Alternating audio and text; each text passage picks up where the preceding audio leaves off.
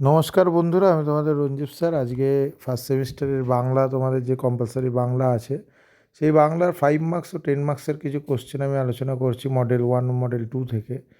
গুরুত্বপূর্ণ কোশ্চেন দেখতেই পাচ্ছ। চর্যাপদের রচনাকালের কবি পরিচয় নিয়ে যে বিতর্ক আছে আলোচনা করো।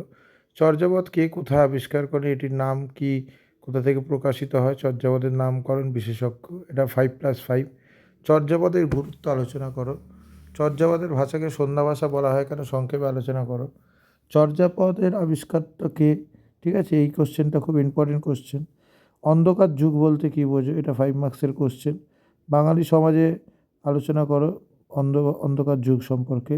এবার আসছে মডেল 2 থেকে, বাংলা সাহিত্যের বিদ্যাপতি অন্তর্ভুক্তির কারণ আলোচনা করো। জ্ঞানদাসকে চণ্ডীদাস বলা যায়, আলোচনা করো। অনুবাদ সাহিত্যের সৃষ্টি প্রেক্ষাপট আলোচনা করো। বৈষ্ণব কবি বিদ্যাপতি চণ্ডীদাসের তুলনা ও পার্থক্য আলোচনা করো।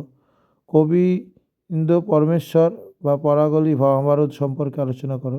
কাশিরাম দাস ভারত পাঁচালী, এগুলো সব টিকা, ঠিক আছে, শ্রী চণ্ডীদাসের কৃতিত্ব টিকা। এইটা 10 নম্বরের কোশ্চেন, 9 নম্বরের যেটা।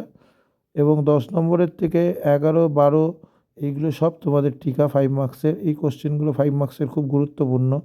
লাস্টে চৈতন্য চরণামৃতি আর চৈতন্য ভগবত, এইটা ভালোভাবে করবে। এই কোশ্চেনগুলো খুবই ইম্পর্টেন্ট। কারোর যদি পিডিএফ লাগে হোয়াটসঅ্যাপ করো।